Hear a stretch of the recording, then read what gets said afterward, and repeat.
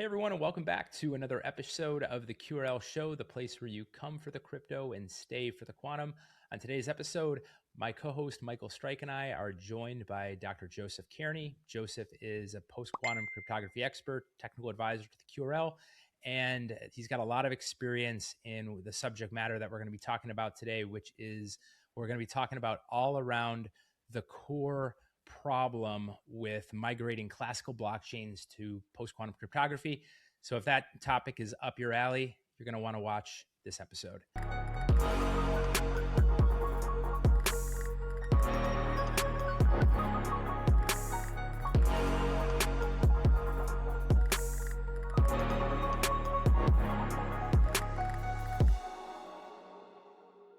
Myself and Michael are joined by Dr. Joseph Kearney for this episode today. Michael and Joseph, it's good to have you guys with me. Hey, glad to be here. Yeah.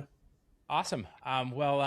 Those of you that are new to us or have joined our, the many QRL shows before, myself and Michael, me and Michael Strike from the core team are joined by Dr. Joseph Kearney. Joseph is, as mentioned, a post-quantum cryptography expert, technical advisor to the QRL, blockchain researcher, previous research associate at the University of Kent in the UK, and brings a decade of experience at the big, busy intersection of blockchain, crypto, quantum tech, and really focused on deep understanding of mitigating risks that quantum computing specifically poses to the cryptographic systems that we all use underneath all the blockchains that we love, and specifically around blockchain networks. So in today's conversation, and this is an area that on our side, on the QRL, we've been focusing on this for going on 8+ years. Michael spent probably 10, 15,000 hours on this subject matter as well. So guys, the topic that we're going to be discussing today is an important one, which is the core problem with migrating classical blockchains to post-quantum cryptography. So I want to start out, we're going to go through a list of probably 6, 7, 8 of the, we'll show the titles per each of the, I don't know what you would say, a potential migration path or a way that some projects might be approaching it. There's good, bad. We'll kind of show the limitations within each of those. But I think a great start out place for this episode would be, first off, Michael, maybe you give a little intro on how our project ties into post-quantum, and then right from there, we can pour it over to Joseph, and he can talk on what migrations even are. I think that would be a great springboard into the episode. Yeah, so just a quick, for any newcomers, just a quick intro about the QRL. The QRL's been post-quantum resistant since the Genesis block in 2018 using NIST government-grade cryptography. We were the first blockchain in the ecosystem in the world, in fact, to implement post-quantum security using government grade since the first block. So all of the migration problems that we're going to talk about, and even more importantly, the ones that we're going to talk about are generalized proposed solutions that are basically agnostic to blockchains, but are proposed solutions to help migrate classical blockchains to post-quantum security. So it's not really specific to, some of them may be a little bit more specific to some projects, but they're proposed solutions. And they're all going to have a signature problem. That being said, QRL, of course, doesn't have any of these issues because there is no post-quantum migration necessary. And we are moving to QRL 2.0. Should be relatively soon. We're currently in two third-party independent audits, Trail of Bits and Halborn, that are wrapping up their audit of our code, and we're going to be moving from proof of work to proof of stake, and we're going to be implementing QRVMs, which is essentially the Ethereum equivalent of EVMs. So anything that you can do on Ethereum, you'll be able to do on QRL 2.0.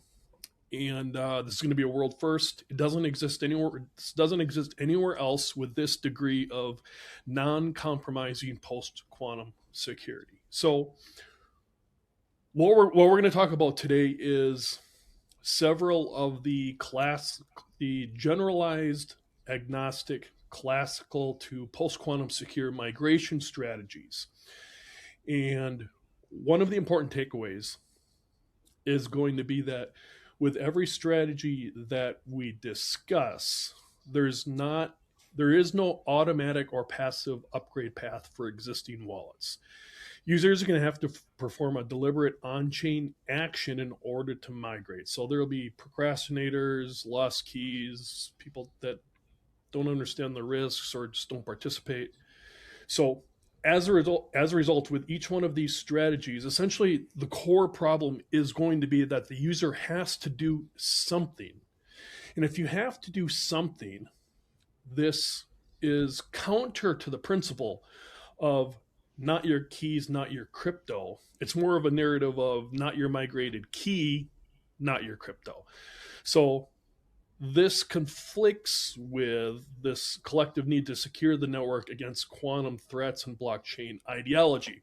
I've been talking about this for a while now. The post-quantum secure upgrade from classical to quantum isn't really as much of a technical problem as it is a philosophical and ideology problem, in that you're looking at, I would say, almost inevitable or certainty property confiscation. And this was already brought up by CZ. What was this, guys? Like 2 days ago, of proposing confiscating Satoshi's keys on Bitcoin, right?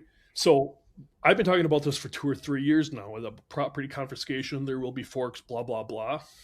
The ecosystem is really starting to catch up to what the transition from classical cryptography to post-quantum cryptography actually means, and how that has the potential to rewrite ideologies and philosophies of blockchain.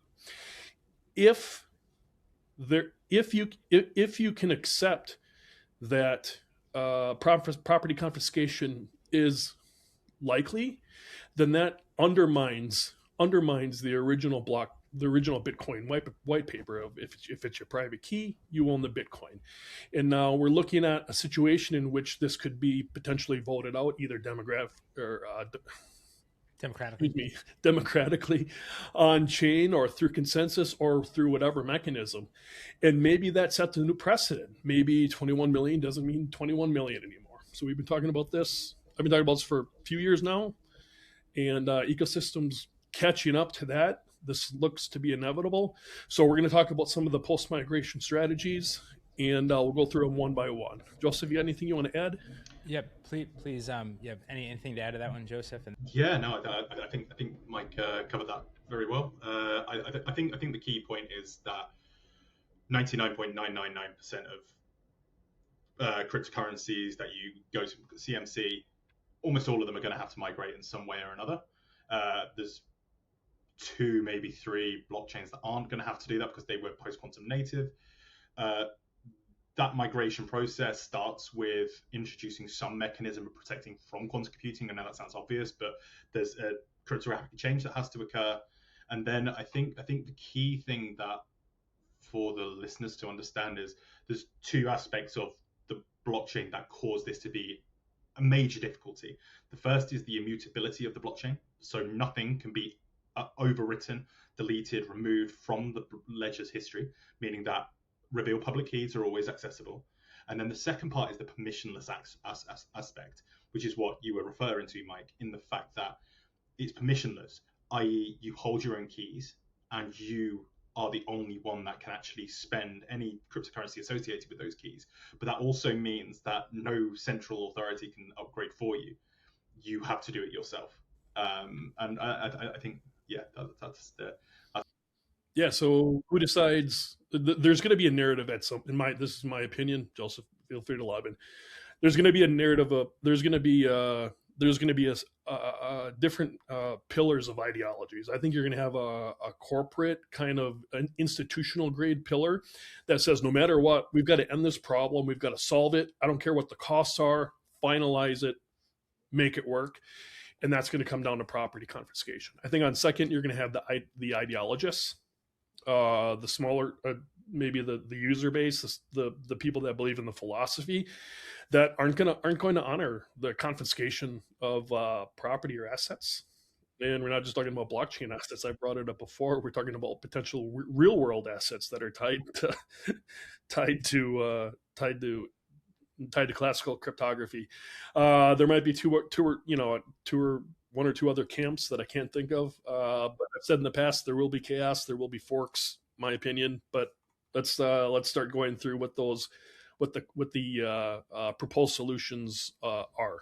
Perfect. Yeah, I want to get right to those, and I have just a nice intro question into that. And for viewers watching this thing, I think another element to keep in mind too is that for each of these proposed solutions, a lot of people that are viewing this right now, whether you're on Twitter, X, you name it, platform, maybe you're at some email list, you might be seeing stuff in the news that XYZ project is in a safe spot for being ready for post-quantum because they're going to go forth with this method.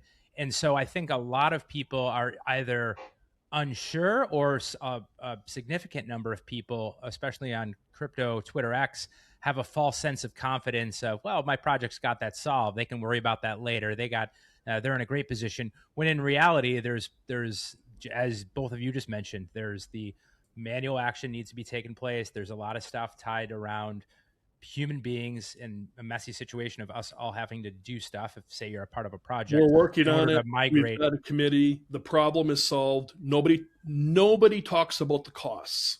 Yeah. Or what the implications, or what the philosophical or ideology costs would be. Nobody talks about it. We're doing that today. Yeah. So to kick this off, we're going to jump into the list here. The first question I want to ask you guys, the audience, is a number of audience members are going to be familiar with this, but we're going to be talking about migrating, problems with migrating classical blockchains, Bitcoin, Ethereum, you name it, any classical blockchain over to post-quantum cryptography. As a high level, what does migration even mean in terms of, you have a blockchain, you have to obviously get it to post-quantum, but what does that mean? I know a number of us already know on that one, but I think that's important to kind of touch on the distinction. So then as we go through the list. I think the distinction is, it's one thing to add the ability to utilize post-quantum signatures, but it's completely different proposition to have the entire network in such a state that there isn't any vulnerable key sets essentially still active.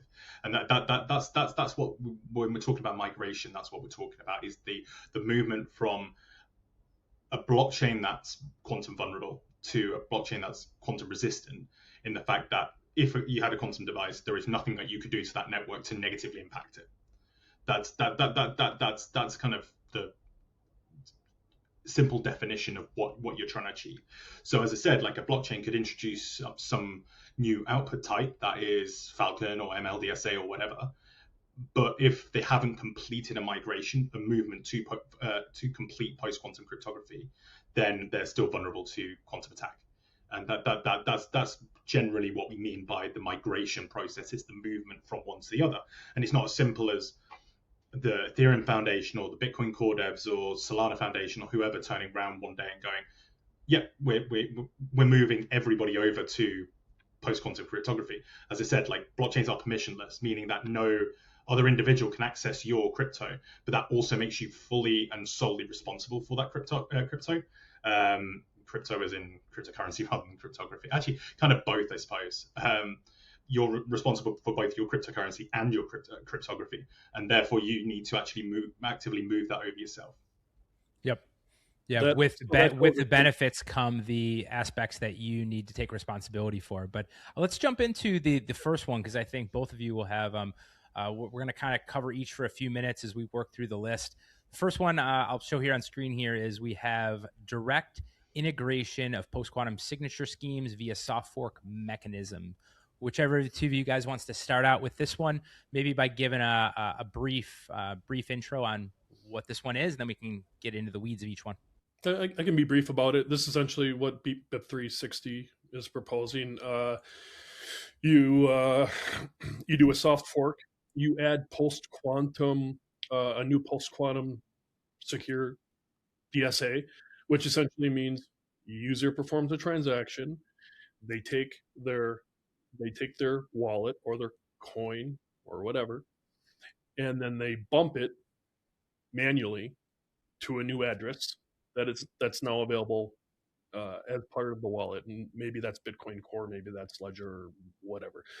But that has to be a soft fork for that new transaction type, which is facilitated by the DSA and can be a soft fork. So that's MLDSA, Dilithium, Vulkan, SLH-DSA, or whatever. That essentially starts migrating people over to post-quantum security. But I've said in the past, a post-quantum secure transaction does not a post-quantum secure blockchain make. I don't know why I like to say it that way. No, you like, yeah. But the narrative from the sponsorship of these processes is that we're post-quantum ready or we're post-quantum secure. But when they talk about that, they're really only talking about the transactions that have migrated. There are going to be orphans, and at some point, somebody's going to have to handle that. I was trying to make it not sound negative towards orphans, but Joseph, what do you think? Joseph, piggyback on this one or chime in with different? Yeah, I think this one's a really good stepping stone, in my opinion. Like it's the key core of what you need to do as a blockchain project. And don't get me wrong, there needs to be a lot of research going into how you do this. It's not as simple as just shoving MLDSA in there. ECDSA, as far as we're aware, there is no CRQC today. It's secure today. It will not be in 5-10 years.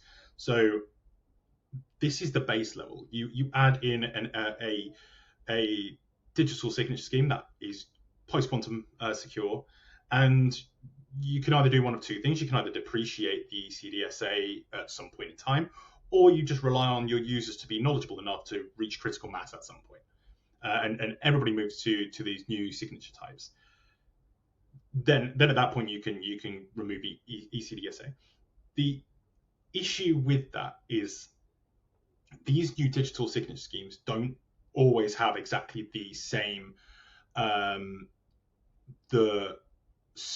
properties as the previous schemes. For example, Schnorr signatures were used by Bitcoin in order to enable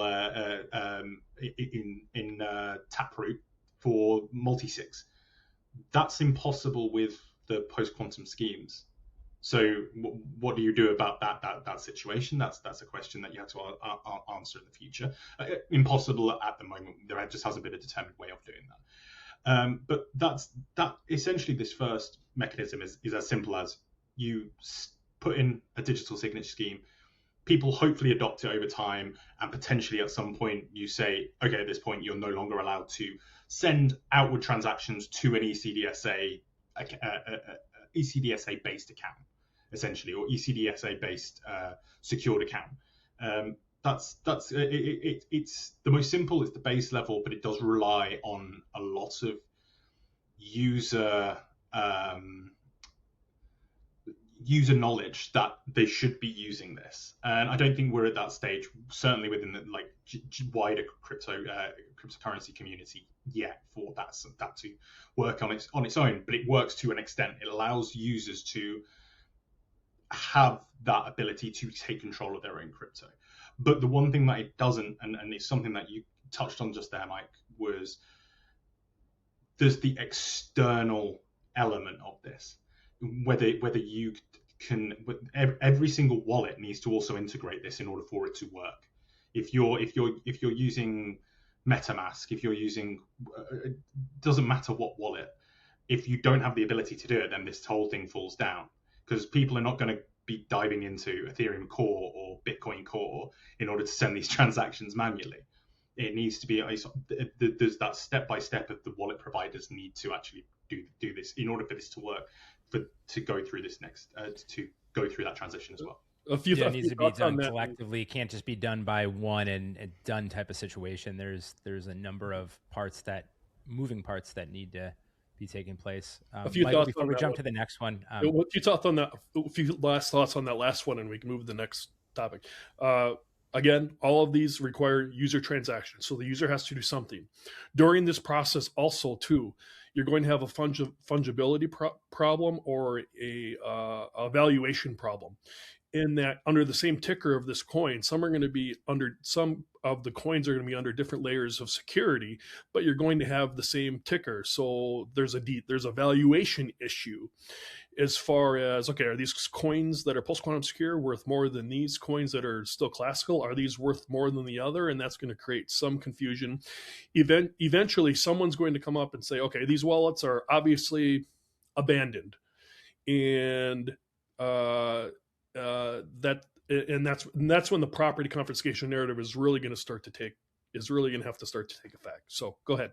Coming out from that one is the first one. The next one on our list for core problem with migrating classical blockchains, post-quantum cryptography. The next one on our list here that we're showing is hybrid. So hybrid cryptographic schemes. Obviously, this is one hybrid approach. So hybrid cryptographic schemes. Michael, Joseph, whoever wants to start out with this one. I've talked about this one a lot. Joseph, you want me to, or you want to go for it? You want to start this one, Joseph, and Michael can pull this one through. Yeah, of course. So with the hybrid cryptographic schemes, it sounds very, very similar to the previous of what we were talking about. But you have this ecosystem where, without jumping into that fungibility problem that you were talking about, Michael, you have an ecosystem where you've got ECDSA, potentially Schnorr signatures, MLDSA, and users are using whatever they want. In this situation, users are required to have both a ECDSA and a post-quantum key pair. And the system works by combining the security of both. So the premise behind doing this is there are concerns from certain parts of the community that ECDSA, the problem behind it is so incredibly well understood. The difficulty of the trapdoor problem involved is so incredibly well understood. It's a 1,000-year-old math problem, and we've been using it in cryptography for 30, 40 years, maybe more. Actually, probably close to 50 years now. We've been using this problem specifically and its related factoring problems in cryptography for a long, long time. But lattice-based crypto, things like the shortest vector problem, are significantly less well understood. And there's a serious concern by some cryptographers that actually there could be classical algorithms that could solve this in polynomial time, meaning that you can solve it pretty trivially. Now, my personal opinion is I think these things have been had cryptanalysis performed on them to the absolute death. I think there are issues with Falcon, but that's more on the implementation side, the difficulty of implementing it. The MLDSA is pretty well understood, and while it's more novel, I think my personal opinion is that it's pretty secure. But the idea being that if the post-quantum signature that you've implemented fails, then you've got the classical still as a backup. You don't have a portion of the the blockchain populace that are utilizing potential signatures that are classically vulnerable. And equally, if Q-Day happens, you've got the implementation there. But the problem is this premise, and I'll hand over to Mike because I think he'll have some thoughts on this. The premise behind that is that you know when Q-Day happens. And that's the critical flaw, in my opinion, for hybrid-based systems, is that you're under the assumption that you know when a CRQC exists. It makes sense to the sort of in layman's terms. Yes, you've got both as backup for one another, but it's reliant on, and it creates a false sense of security that you can always transition over when you know Q-Day happens, but it's unlikely that you will. Yeah, and I'm going to pour over to Michael so you can expand on this even further. But for viewers, even if this is the very first time you're hearing about Joseph's mentioning when you'll know about Q-Day, from a very high level, it's very likely that when Q-Day happens, it's not going to be a thing like Y2K where it's like we know at the clock at 11:59 it's going to hit and it's going to be 2000 is a really easy, simple example. But for the chances, it's likely already happened by the time that we know about it. But I'm just trying to give that a little added nugget of context. But Michael, you can probably even expand on it further within your explanation. So I've been of the strong opinion that when Q-Day happens, you won't know.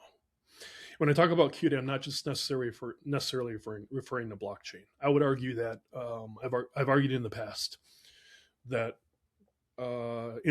state intelligence, encrypted communications, store now, decrypt later, harvest now, decrypt later, information nowadays is more valuable than fiat, which can be printed into obscurity. Money doesn't really matter. Every country in the world uses some sort of printed fiat system or is linked to the U.S. dollar as the world reserve currency. When Q-Day happens, it's being the development of CRQCs is being done under a veil of secrecy. It's been done by some of the smartest people in the world. And I've referred to it as an iceberg effect. What we see being published in the news is really just the top of this iceberg. There is no incentive. There is no incentive for a nation state to actually publish its actual progress on a cryptographically relevant quantum computer. So, with that being said, holistically, when Q-Day hits, I really don't think you'll know. Bitcoin also has. I'll use Bitcoin as an example. Let's just bump it over to blockchain specifically. Bitcoin doesn't have the mechanisms to does the original Bitcoin the nodes don't have built-in mechanisms to copy, store, and exchange metadata with each other to identify like transactions that that might seem strange, or all of that depends. That could be a cryptographically relevant quantum computer. All of that has to be done externally outside of the node, meaning that if a quantum computer were to steal or move funds, you would not be able to tell at the node level, because a transaction by a QRQC would be cryptographically identical to a user transaction. So, and there's no metadata at the node level to say, hey, this looks suspicious. There's just nothing there. Obviously, there are people that are monitoring the chain constantly that have, second by second, that are watching for Satoshi's keys or old wallets or whatever. But the point is, when Q-Day hits, I honestly don't think I also believe that anyone that's talking about the true state of quantum computing online is can't be true, because it would essentially be classified information. I think this part's my opinion. It's arguable. Drop your, if you have comments, drop them in the notes below in YouTube. But that's my take. Yeah, I want to move to moving on from that to the next one. This is one that a lot of people in the crypto lanes of sorts is ZK Starks, not to be confused with Snarks. ZK Starks and Zero-Knowledge-Based Authorization. I hear a lot of talk about this, especially amongst some specifically some protocols. But Michael and Joseph, let's touch on this one as this path in terms of what you guys see in it, the pitfalls that it might run into. So ZK Starks, Zero-Knowledge-Based Authorization. So I'm more than happy to start on this one. So to go to something that you just previously mentioned there, Ryan, there is another type of zero-knowledge proof written by this called ZK Snarks with an N rather than a T. So ZK Snarks are quantum vulnerable. If you see any project saying that they're post-quantum resistant because they utilize zero-knowledge proofs, but they're using ZK Snarks, it's based on the same foundational problem as ECDSA. So just straight out of there, like unless they're utilizing some special design version of ZK snarks, which actually use lattices rather than elliptic curves, then we can completely discard them. ZK snarks are incredible in a lot of ways. So for those that don't understand what zero-knowledge proofs are, it allows me to prove a piece of information without revealing the information myself. So I can prove to you that a transaction that I send a transaction to, say, Mike, and I can prove that transaction fulfills all the rules of the blockchain. I'm not exceeding my balance. I'm not printing tokens. I'm not doing any of that stuff. I can prove that to you without revealing any information about myself. And this is what a lot of privacy-based tokens are based on, but also it's utilized across across a lot of ecosystems now. It's something that's really been gaining a lot of force. But ZK snarks specifically are not true zero knowledge at the moment. In truth, the amount of information they leak is minimal, but they are not true zero knowledge. So the creation of true zero knowledge snarks is something that's been progressed on by companies like Starkware and so on and so forth, but it's not true zero knowledge yet. The mechanism behind it would be that you would never reveal your digital signature, you wouldn't need to reveal your public keys, so on and so forth. Like any of that information, you wouldn't be required to reveal it, because you could provide a proof directly to anybody validating a transaction, and therefore there's nothing to attack. If that makes sense, there's no cryptographic information leaked to attack. But ZK zero knowledge can be used in a lot of ways in a migration process. So, for example, we saw a paper a while ago that specifically spoke about EDDSA. So there's ECDSA. EDDSA is based on the same problem, but slightly different elliptic curve. So the elliptic curve is just essentially a graph. EDDSA requires you to produce a seed phrase. ECDSA does not, hence why this doesn't apply to those. It applies to EDDSA. Because it relies on you to produce a seed phrase, you can create a proof of that seed phrase, proof of knowledge of that seed phrase, to prove ownership over a specific public-private key pair. Therefore, you can essentially lock down the entire blockchain, and all it would require to migrate, if that makes sense, is for you to create a proof. Now, the issue is zero-knowledge proofs there's post-quantum cryptography, which is there's cryptography, which is complicated. There's post-quantum cryptography, which takes that is more complicated, and then we've reached zero-knowledge proofs, which are incredibly difficult to create. And one of the major issues with that example that I was suggesting about EDDSA and a potential trivial migration path is that we don't know how large those proofs are. Those proofs could be absolutely massive, and this would be a slightly different to a migration process. It would be a backup plan for if a migration process doesn't take place in time. I don't know whether there's anything else you want to really add about zero knowledge, Mike. Yeah, I had a couple things. Good thoughts. So in the frame of post-migration strategies, essentially the user has to do something. In this case, probably two things. What this would allow you to do is, as if ZK snarks were implemented on a classical blockchain, you'd be able to write a cryptographic proof that is written to the chain that shows, hey, I know this is my private key. These are my coins. I know what this is.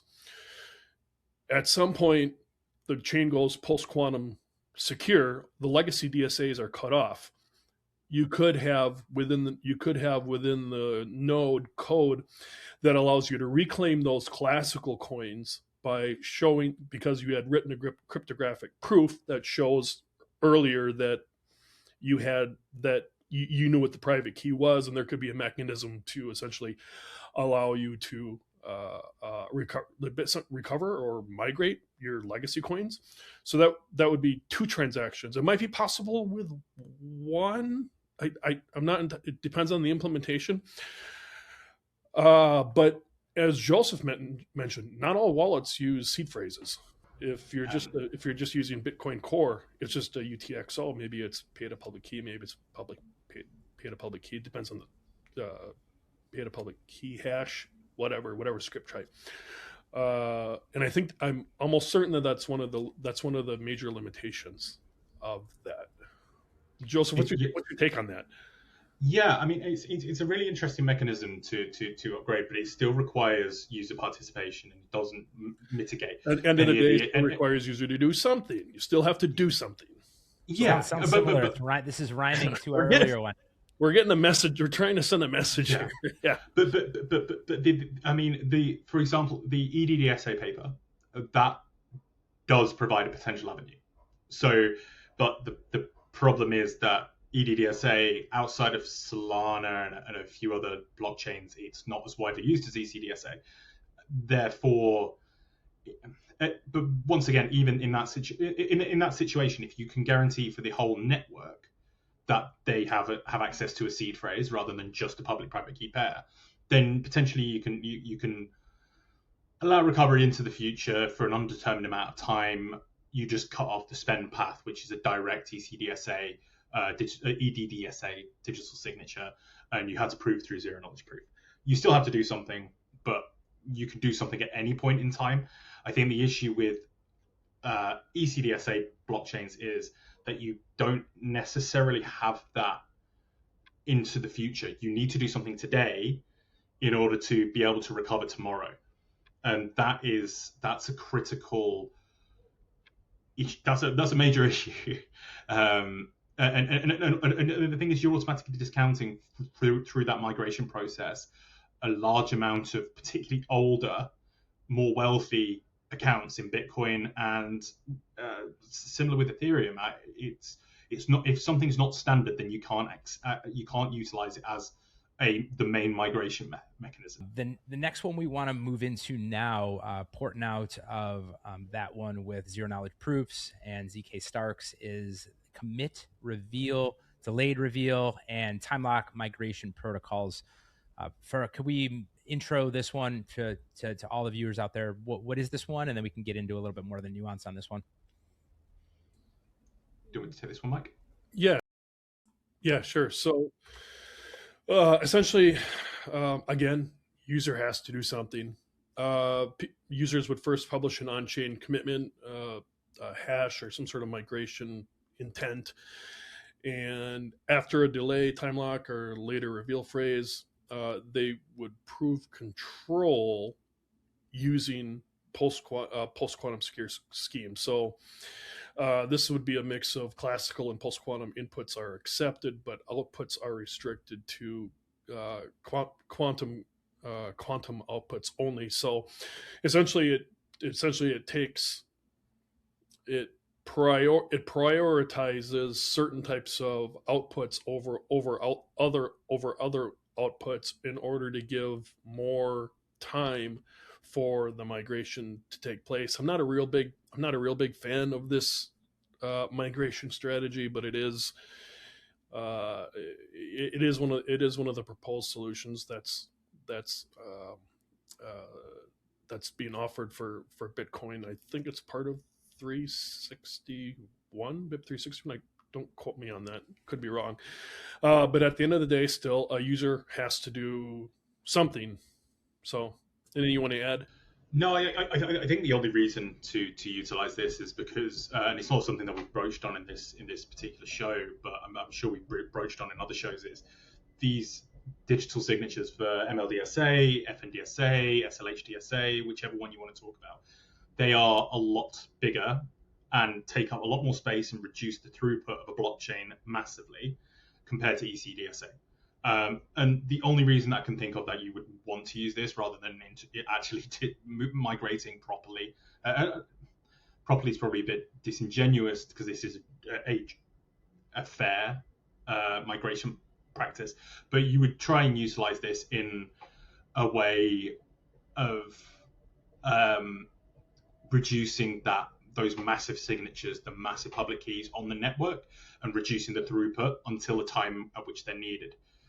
The difficulty is that you're now asking users to do two things again, rather than just a single transaction. You're asking users to essentially migrate twice, because they have to send a the proof that they own an address, the hash of the public key or whatever it may be, and then in the future they need to send that MLDSA transaction proving that they owned that address in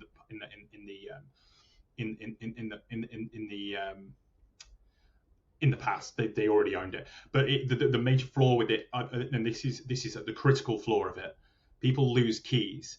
If you create an on-chain proof and you own your ECDSA keys, but you lose that MLDSA keys, then you could potentially lose access to all of it, despite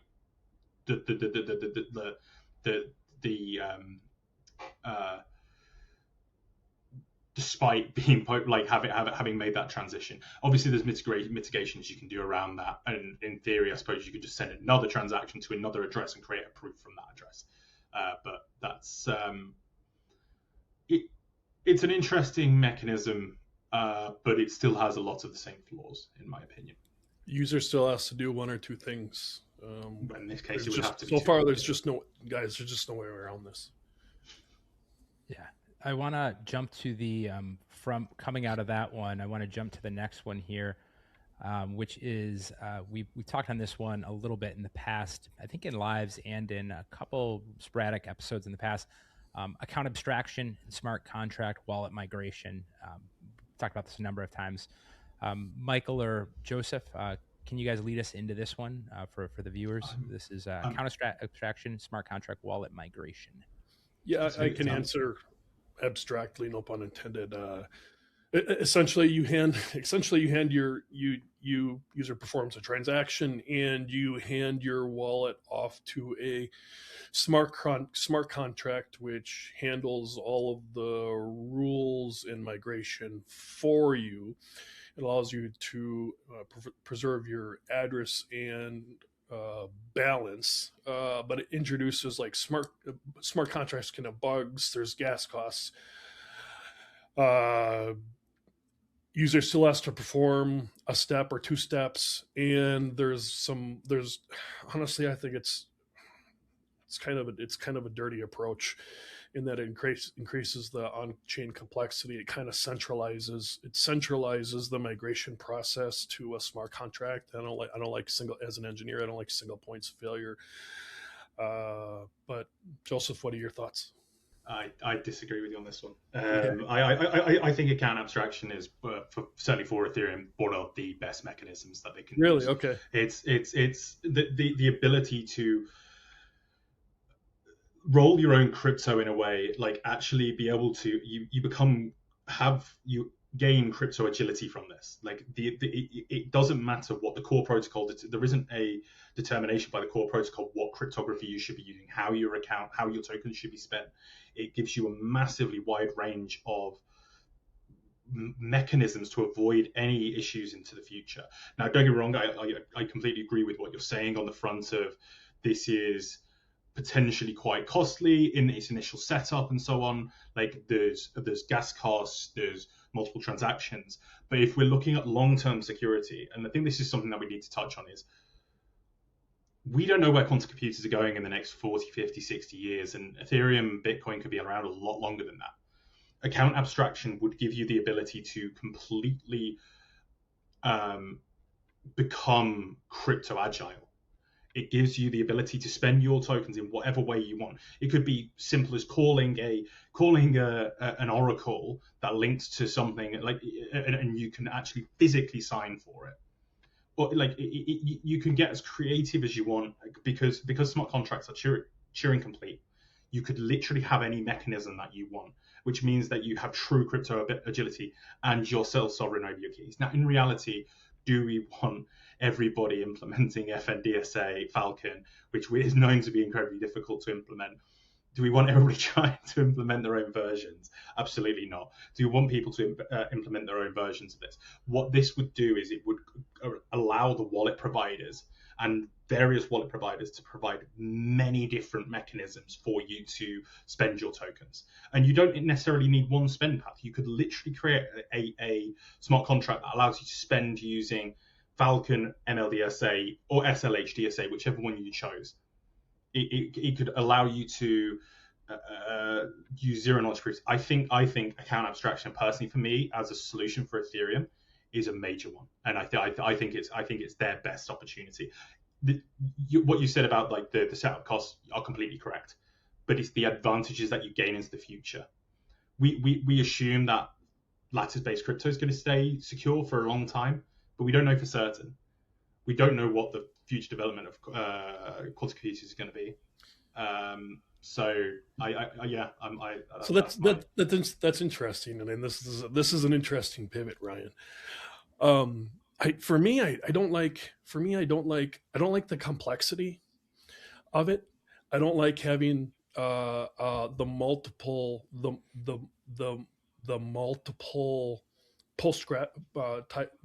multiple post quantum secure options. I'd rather have it be more singular and more dual, because to me that introduces fungibility and different types of encryption based and different type of security wrappings around the same token. And you were talking about oracles as well too. I don't like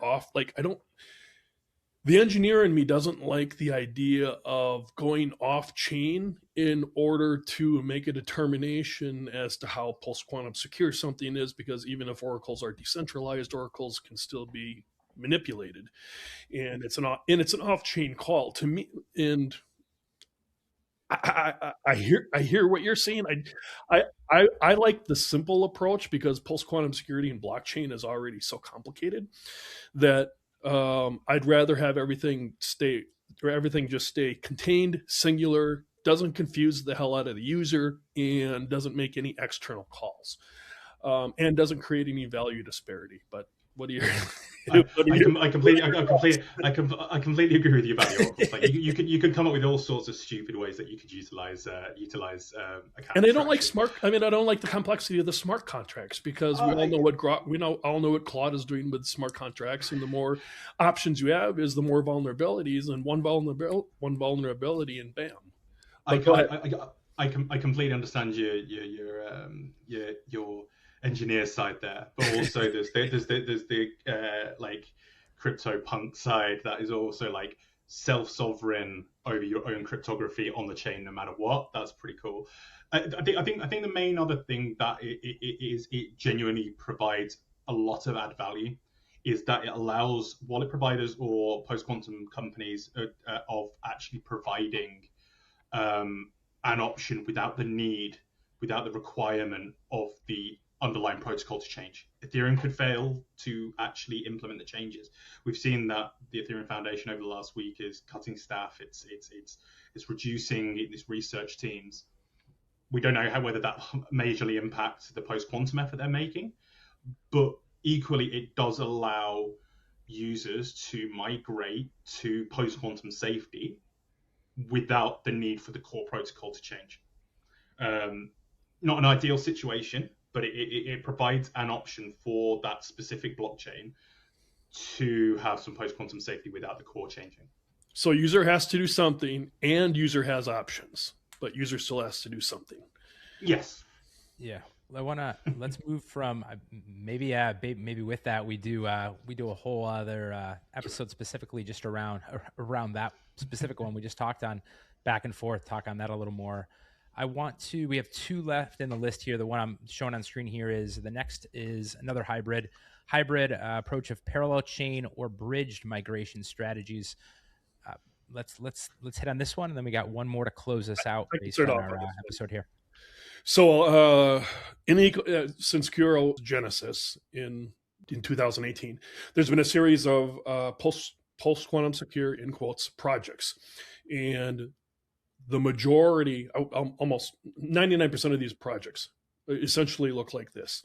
We have an ERC20 BRC20 token, which is DeFi compatible. It allows liquidity on Uniswap or PancakeSwap or Unicorn Swap, whatever. And you also have a separate L1 chain, or may not have an L1 chain. You may have the promise of an L1 chain in the future. There is a hopefully a post-quantum secure bridge between the classical ERC BRC20 to the post-quantum secure bridge. at the end of the day, this is essentially at the end. The idea being that I now have the advantages of classical blockchain liquidity in that I'm compatible with the existing ecosystem, and you can bridge over to our post quantum secure network. I don't like this idea, and I'll tell you why. First off, again, it creates a valuation problem. Are the tokens on the classical blockchain that are DeFi compatible worth the same as the ones that are on the post quantum secure L1? And if you think about it, really, this is essentially the same problem that Bitcoin has. You're recreating up front what looks like a post quantum secured chain, but still has the same problem as Bitcoin. Because I would argue that with Bitcoin, whether or not you're moving from a classical transaction to a post quantum secure transaction on the same chain, or in the case of Bitcoin, or a classical token to a post quantum secure coin on another chain, is essentially the same problem that Bitcoin has, in that the ecosystem has to move all the BRC20s over to the new L1 that's post quantum secure, and eventually the bridge has to be cut, right? And there's going to be orphans. There's going to be things that are left over on the ERC BRC20 that have never migrated. The narrative will be that, well, these are obviously abandoned tokens, and I don't like the value disparity of it. I don't like the fact that the user has to do something. I don't like the fact that a date or a blockchain height needs to be determined. But the advantage is that it does give these projects classical DeFi compatibility, which increases the perceived valuation of it, because you still have that legacy compatibility. In contrast, QRL has taken a different approach. We are isolated from classical DeFi blockchain ecosystems in that we are purely post-quantum secure. When we move to QRL 2.0, this will all change, and post-quantum secure bridges could be created. The difference would be that you would have to make a conscious choice to, okay, I want to take my QRL and I want to use this QRVM smart contract on, and then you would consciously make your coins classical in order to operate with DeFi. But ideally though, Uniswap or some other smart contract would begin to write its own ecosystem within QRL. So the first scenario, I hope is less likely than the second scenario. What I'd like to see is essentially, let's call it a DeFi reset, or a new ecosystem that's purely post-quantum secure, because you'll be able to take the existing smart contracts from Ethereum and move them over to QRL 2.0. And I would like things to stay as a purist. I'd like things to stay within QRL, within QRL, the QRL post quantum secure and be pure. But at the end of the day, there's going to be smart contracts. People will build bridges, and they can bridge however they want to do. The difference will be that that'll be a conscious decision in order to go non post quantum secure. Joseph, what do you think? Yeah, anything to add to this one? I think everything. I completely agree with everything you said there. I don't even see this particularly as a migration. Well, that makes for a very poor argument, sir. No, I know it does. I mean, it doesn't. I wouldn't even consider it to some extent as a migration strategy. It's just a way of trying to get the best of both worlds, when in reality you're just weakening both sides. I think the other bit that's slightly missed out on this one is there is other similar hybrid mechanisms. For example, there's been projects in the past with Bitcoin that never took off, and there's ones today that are still ongoing where there's this process of running a parallel chain where it matches transaction for transaction, and it holds essentially a database of users that have migrated to this quantum version of Bitcoin, and it essentially will sign using those transactions. And the idea being that you reach critical mass over here so that you essentially can fork at some point, and this quantum version of Bitcoin goes to become the recognized Bitcoin. Once again, nothing beats simplicity, in my opinion, which is, well, why don't you just add post-quantum signaling? The advantage is it allows you DeFi today, right? Yeah. Would you say so? Would you agree? And you can trade the coins, and it gives you the liquidity, and it gives you the volume, and it gives the project perceived higher valuation than if you were just purely post-quantum secure. And the cost of that becomes, there's a migration strategy that's quite similar to the same problem that Bitcoin has. Because in Bitcoin, you're moving from one transaction type to another transaction type. In hybrid chains, you're moving. Sorry, I'm going to try to talk a little slower. In hybrid chains, you're moving from a classical ecosystem to a post-quantum secure ecosystem. So user still has to do something. There's going to be lost coins that still exist in ERC, BRC20 because the bridge is going to have to be cut because CRQCs are going to become relevant. It's the same problem as fundamentally it's the same problem as Bitcoin, and the user still has to perform a transaction, and there's going to be orphans. Yeah, that's basically it. No, completely agree. Yeah, to jump to the final one on our list here as we kind of close out this one. This one is also zero knowledge. So ZK-based rescue and recovery protocols for legacy assets is one to close this out. So I'll just read this one again on the screen for those viewing. ZK-based rescue and recovery protocols for legacy assets. Whichever you guys wants to dive into this one. Yeah, sure. I'm happy to jump into this one. We previously mentioned a little bit around this. The idea being that you utilize zero-knowledge proofs and you create a proof today, and you don't necessarily need to create the proof today, but you create some proof of knowledge today that you can utilize into the future to essentially recover your cryptocurrency at a point in time. I think this, from my perspective, has a lot of for those blockchains that are natively ZK integrated, then it has a lot of weight. I know there's been some talk on there's been occasional talk on the Bitcoin mailing list about something along these lines. There's been papers written about it. I cannot remember the paper off the top of my head, but I'll send it to you afterwards, Ryan, so you can add it to the footer of this.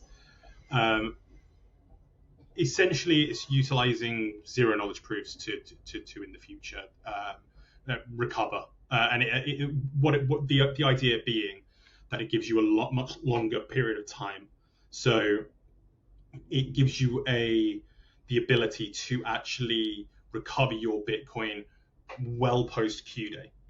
The problem with this is if you've already revealed your public key, then that whole aspect becomes redundant. You're already vulnerable. It's adding my personal view on it is it's adding complexity, and without much major gain on something that needs to be as simple as possible. The only exception to this would be if we know what the proof sizes are for the EDDSA mechanism that I mentioned earlier. If we know what the proof sizes are and they're small enough that you're not trying to upload kilobytes per user worth of data per upgrade, then potentially that is an option. But I'd say for Bitcoin, maybe even Ethereum, there are better options out there. But I don't know about you, Mike. Michael, you want to close this one out for this last? Yeah, I don't have anything necessarily insightful to add on top of that. Complicated process. User still has to perform one or two transactions. At the end of the day, I really think that the simplest. at the end of the day, I think what's going to happen is essentially Bitcoin, other or Bitcoin or other classical blockchains are going to take a simple approach. I think the more complicated that you make the approaches become, the more confused the users become, and then participation starts to drop. So I see these as negative, as the complicated, the degree of complication and the user participation that's necessary in order to go post quantum secure. I see these as negative correlations. One goes up, the other goes down. So I think that at the end of the day, what this is going to look like is that a post quantum secured DSA, digital signature algorithms, are added to classical chains. Users are forced to perform a transaction. There'll be a block height that's set, and then either the old DSAs are deprecated and they can no longer be used, or B, they're left and it becomes survival of the fittest based on whoever develops the most cryptographically relevant quantum computer. So whether or not the old the old signature algorithms are deprecated or not. In other words, you can no longer perform classical transactions. I don't know how that looks, but it's a possibility. It'll probably differ from chain to chain, but not a big fan because of how complicated it is. Users are already confused. Yeah. That's my take. Yeah, no, really to kind of you both of you touched on a lot of the nuance within each of these that we just discussed in our list. I think moving forward, I think the first thing is obviously it's a dynamic environment. So when we have a conversation around the same topic at hand in 3 months, 6 months, a year out, it's ever evolving. So we might be discussing a new potential method, or we might be discussing a method that has some improvement to it, or something of that nature. But I think it's important that if you're watching this video up to this point, obviously you want to be informed and know what could potentially happen, what you could maybe do personally about it based on what's in your control. I think one question that a lot of viewers watching this have, whether it's on behalf of themselves as an individual or as a collective, a group, whether it's for an organization, for their own project and wanting to keep it post-quantum secure, is you can, as Michael alluded to earlier in the episode, you can solve a lot of this altogether by going to a chain that is post-native from the very beginning. So if you're watching this and want to learn more about the QRL, if you don't already know, you can go to QRL.org and learn more about what our project's been around. And we're going 8 years strong at this point. And Michael and Joseph, as always, really appreciate you hopping on and having great discussions around this topic at hand. Obviously, it's something that we've all been talking about for quite a number of years, and the ecosystem, the space, the industry has continued to take more and more notice, and that trend is only going to continue. So any last closing thoughts beyond that? I think I can wrap us up in a second. Anything, Joseph or Michael? No, not for me specifically. I don't think there is any content in social media that's covered all of these topics. That's talked about all of the post quantum secure proposals that are agnostic to chains. So this was a great topic to talk about. Thank you. No, Joseph, agreed. Your valued opinions, and Ryan for moderating. Yeah. I think from my perspective is that my first academic paper that got published was looking at the various different blockchains and how the differences in their protocols affect their post-quantum vulnerability. I think equally, because each protocol is so wildly different, while the cryptography is the same, each protocol's the actual underlying protocol is so different, the migration path that is optimal for each individual chain is going to vary massively, and the impact of each of those migration paths is going to vary massively on each individual blockchain. The impact of it is going to change. So what's right for Bitcoin is not necessarily right for Ethereum. It's not right for Solana. I think that's agreed. Closing to the ball. No, that's great, Joseph and Michael. For those viewing this, if you're not already in the QRL community, we have a very, what I would call, vibrant town square in the QRL Discord. So if you're not already in that conversation there, definitely join in. A lot of great conversations amongst academics, developers, crypto retail, some people on behalf of institutions that are forward facing and want to be thinking ahead in terms of post quantum, both personally and on the macro level. But until the next episode, be sure to keep those digital assets post quantum secure. And myself and Michael and Joseph, who joined us again for a great episode, we'll see you in the next episode. Thank you very much. Thanks.